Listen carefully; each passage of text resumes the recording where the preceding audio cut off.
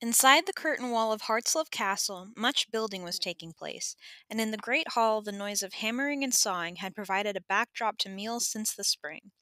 The first Sir Thomas de Granville had come over to England with William the Conqueror in 1066 and, for his pains, was one of the lucky Norman nobles given a sizable estate in the north comprising wild purple moors, bristling forests, and gentle farmland. The forests were full of quarry to be hunted, and a wide meandering river provided fish for the table. The first Sir Thomas built several strongholds, but his favorite, and the one in which he spent most of his time, overlooked the river at a spot where the deer loved to drink, hence its name, Hartsleve, which he added to his own. The conquest made the de Granvilles a more important family in England than they would ever have been in France, so it did not take the first Sir Thomas long to decide that he liked his English lands far better than the lands he had left behind. But he also, somewhat to his surprise, found that he quite genuinely liked the people. Indeed, he liked them so much that he chose a wife from among them. After she produced 6 sons and 3 daughters, the first Sir Thomas de Granville of Hartsleve was content. In the wars that followed the death of the Conqueror, the de Granvilles kept swapping sides, supporting one ambitious royal brother, then another. They built more castles and actively, and sometimes violently, made their presence felt as they settled into the fabric of England. However, by the time the Civil Wars ended with the crowning of King Henry II, years of strife had worn the country down. And the de Granvilles of Hartsleve, too. They had spent too much time fighting and not enough time building. The result was that by the time Gavin and William's father, the fifth Sir Thomas, inherited the estates, although the de Granvilles rode high in the king's favour, Hartsleve Castle was more a ruin than a stronghold, and no longer fit to defend itself. But all this was changing. Having buried his father and obliged a greedy younger brother to become a bishop in a suitably distant county, our Sir Thomas set about defeating his own enemies, and then began the serious work of fortification, using all the latest techniques. Through his bravery in fighting for the king, he had earned a wife with a large dowry, ropes of hair the color of corn, and a soulful expression. However, Sir Thomas's military successes were not matched by success in producing children. After a while, and with the king's permission, Sir Thomas, in the manner of the times, had his marriage annulled. "Sorry, and all that," he had said to his weeping ex-spouse as he sent her back to her father. "It's nothing personal." Sir Thomas did not, however, return the dowry, and this was one of the reasons that the current program of castle reinforcement was so important. His first wife's relations were threatening to attack, and Sir Thomas was keen that Hartsleve should not be susceptible to marauders. He had better luck with his second wife. She was plain but productive, and despite her bad teeth, Sir Thomas surprised himself by growing quite fond of her. This wife brought with her lands in the north and produced a baby every other year. It was dreadful when they nearly all sickened and died. But at least 2 boys had survived, and then Eleanor had been sent to Hartsleve to be raised when she was 4. After Ellie's arrival, Sir Thomas felt his family needed no further additions, so when the second Lady de Granville's body finally gave up, Sir Thomas did not bother to replace her. While his domestic life had sometimes been sad and occasionally troublesome, Sir Thomas had never let it interfere with his duty to his monarch or to his own best interest. He was careful not to take sides unnecessarily during King Henry's frequent squabbles with his fractious children. After the death of Henry's oldest and most rebellious son, he constantly reminded his own 2 boys that if the de Granvilles wished to survive, they must play a careful game with the royal heirs who were left. "Richard is a tricky soul," he said. "Easier for us, perhaps, if he carries on living over the sea in Aquitaine and never comes here.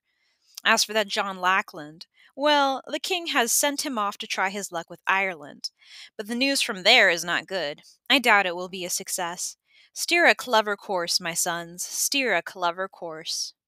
Then he turned his attention to his castle.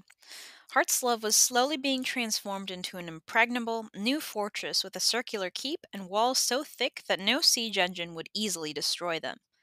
Sir Thomas liked nothing better than to watch the masons, builders, carpenters, and laboring peasants at work, creating something he was sure would last for 1,000 years. And even when Sir Thomas was away, either fighting abroad or seeing to his lands even farther north, the work did not stop. Constable Descabius saw to that. The creak of ropes, the shout of carters bringing stone from the quarries, and the sound of timbers being hewn and dragged were unceasing. Discabius was a hard taskmaster, and Sir Thomas, although listening with apparent concern to complaints, was more than happy that he should be so. It was an added bonus that the constable could be trusted to be reasonably honest, since a few years before, Thomas had caught him dressing up in women's clothes, ready to escape from Hartslove after one of the Granville's enemies had momentarily seized control of the castle. The memory still made Sir Thomas smile, and Escabius himself lived in fear that Sir Thomas would reveal his secret. It was due to Discabius's efforts that much of the work was now complete. Only the servants' lodgings remained unfinished. Sir Thomas was particularly proud of his plumbing arrangements. Through skillful use of well, reservoir, and pipe, water was available to all three stories of the family's new living quarters. William and Ellie were just now making use of one of these barrels of water right outside the great hall. They were the last of Sir Thomas's abundant household to arrive at supper that evening, and they were in luck. Grace was over.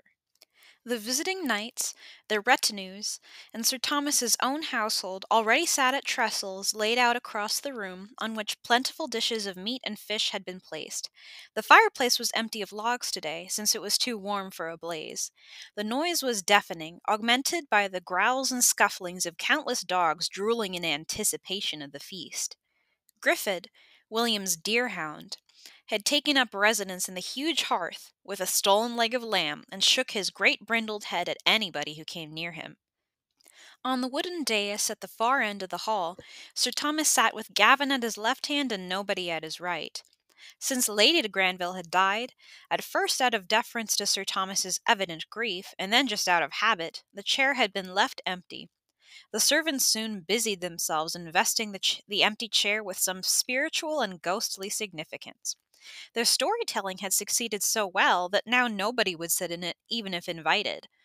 Sir Thomas, who had no time for this kind of nonsense, had once given the order for the chair to be removed, but the fearful servants bade him politely but firmly to move it himself. Somehow, when it came to the point, Sir Thomas never quite managed it. "I'm too busy," he said. The empty chair remained. Gavin was relieved. Always nervous of a young stepmother producing rival sons to challenge for his father's estates, the empty chair meant security. As long as the chair was there, Gavin could sleep easy. There were women in the castle, of course. Gavin himself had recently begun to notice that some of them were quite pretty.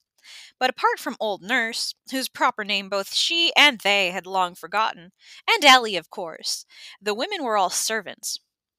Sir Thomas welcomed visitors, but he seemed uninterested in finding a third Lady de Granville. Just for good measure, however, whenever Gavin got the opportunity, he repeated the servants' stories, ostensibly scoffing at their credulity, but always making sure to end up with an enigmatic, "But I do just wonder."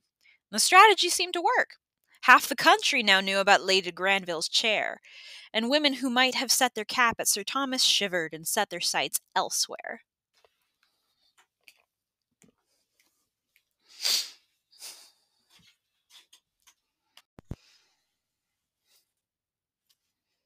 This evening Gavin was completely relaxed. The company at Hartslove was preparing to leave on campaign. At such times the shouting always grew wilder and wilder until on the night before departure it was unsupportable. Departure was, however, a week off, so Sir Thomas could still just about hear what his older son was saying. With only a little exaggeration, Gavin recounted how William had not liked being told that he looked like a flea on a dragon as he was riding Sir Percy's great destrier in the castle gate, and that he had leaped off and punched Gavin on the nose. "I thought he needed cooling down, sir, so I put him in the horse trough. You know, the one next to the mounting block," Gavin was saying, leaning back and enjoying his father's reaction. "But he came out hot as a roast on the spit. When he stood on the mounting block with water dripping from his ears, I swear smoke was pouring out of his nostrils." Sir Thomas threw back his great grey head and laughed. Then, seeing William and Eleanor making their way over the rushes, bid his younger son welcome. "Horse trough cold, William?" he asked, and turning to Ellie, waggled a finger in mock reproof. "Is that you, Eleanor, with a filthy face? What shall we do with you, and who on earth will ever marry you looking like that?" William's face darkened again, but Ellie slid into her seat and joined in the fun. Sir Thomas speared half a duck and looked at his mutinous younger son in a contemplative manner. "Where is your sense of humor, William?" he asked. "Maybe it is time you went off to learn some manners. Perhaps your uncle the bishop would drum some discipline into you. You may make a worthy knight one day, but you will have to learn to control that temper." The chaplain, who was sitting near by, felt it appropriate to join in. "You should ask God's help to conquer your bad habit," he echoed sententiously as he wiped up the grease from his chin with his sleeve and picked up a goblet full of wine. "Yes, father, indeed, father, quite, father," said William, not making it exactly clear which father he was addressing. Then, turning to the chaplain and transforming his face into a picture of innocence, he asked, "Do you yourself find that helps?" The chaplain stopped chewing and looked at William with disapproval. "Oh, do send him away, sir," said Gavin, pretending to cuff William, who was now seated next to him and pulling at a leg of mutton. "We might as well discover if Will really does have it in him to be a knight." "If I go away, can I take a great horse with me?" asked William, ignoring both Gavin and the fact that his mouth was full. This was too good an opportunity to miss. Sir Thomas was not a sentimental man. But he stopped chewing and, looking at his younger son, his mouth full of mutton, his eyes full of pleading, his head full of complaints, and his heart full of longings, was suddenly reminded of himself at William's age. Why in all heaven shouldn't the boy have a great horse? William could ride, and ride well. All the grooms said so. Indeed, Keeper John was very complimentary. And the little courser he was so fond of. Sacramento, was that her name? Anyway, she was nice enough and had taught him a great deal, but William could probably manage something bigger and bolder. Sir Thomas made a decision. You want a great horse? I agree. A great horse it is, but, and Sir Thomas was suddenly not sentimental at all, great horses are expensive. Pick your groom carefully. A good groom makes a good horse. And you'll only have one great horse until you are at least 16. If anything happens to it, you will be back with coursers even for tournaments. Can't be fairer than that. Now, Percy." He dismissed William and called to his most loyal friend, the man whose horse had been the unwitting cause of the earlier fracas. "What's the news from Normandy? And any news from the east?" "Bad, Thomas, both bad," replied Sir Percy, stretching his legs. "They say that King Henry is reconciled to Richard, but only through his mother. Sons and fathers! Honestly. And wives and husbands are no better. Queen Eleanor is not exactly loyal, if I dare say so. She likes nothing better than to foment rebellion against Henry. I expect that is why the king has summoned us to Normandy. There must be something brewing. As for the east, I hear rumors of some new Muslim chap. Salad, I think they call him. Something like that, anyway. I tell you, Thomas, there's crusading talk in the air." Sir Thomas pushed his plate away. "Come here next to me, Percy, and tell me all." Gavin obediently slid away from Sir Thomas, and he, Eleanor, and William formed a little group at the end of the table. "So," said Gavin, "a great horse for a small boy." "Shut up, Gavin," said Ellie. Gavin glanced at her. She need not worry. He did not want to continue squabbling. With more campaigning coming up, he wanted to part on good terms with his only brother. You never knew when your sins might catch up with you. "Keeper John has been away bringing some young horses back from pasturing the other side of the river," he said conversationally. "Shall I come and help you pick one out?" William was not to be wooed so easily. "No, thanks. I'll manage." "There is a full brother to Montlouis among them, I think." "No, thanks." "Fine." Gavin gave up. "I'll look forward to knocking you off the jousting lists then. Father mentioned our uncle the bishop. Perhaps you really are to become a priest." With that, Gavin got up to leave. William hardly noticed. Already in his mind's eye he was choosing a big bay stallion with a star and white stockings. The bay would carry him to victory in everything they undertook. It would be the best great horse in the world. Eleanor watched him. She was glad for William about the horse. She knew how much he had looked forward to the day he would be released from the clutches of old nurse and sent off to begin his adult life. But when she tried to say so, she found it suddenly necessary to go over to the hearth and remove ticks from Griffith's ears as if her life depended on it.